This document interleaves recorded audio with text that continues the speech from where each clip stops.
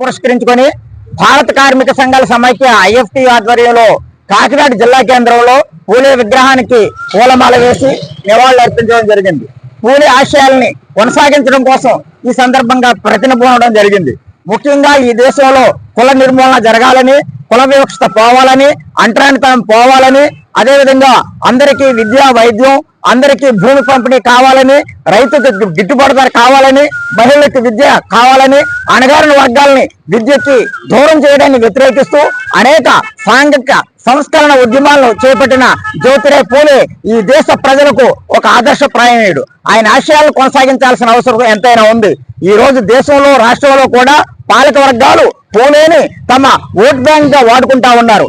బీసీలని, ఎస్సీలని, ఎస్టీలని వాళ్ళ vote bank వాడుకోవడం కోసం అంబేద్కర్ ని, పూలేని ఇలాంటి మహనీయుల జయంతులు, వర్ధంతులు జరిపి నాటకాలు ఆడుతా ఉన్నారు. ప్రజల్ని మభ్యపుచ్చుతా ఉన్నారు, మసిపూసి మారేడికాయ చేస్తా ఉన్నారు.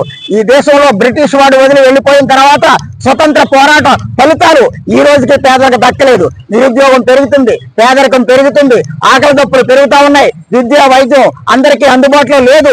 ఇంకా కూడా ఈ పాలక వర్గాలు దోపిడీ చేస్తా ఉన్నారు.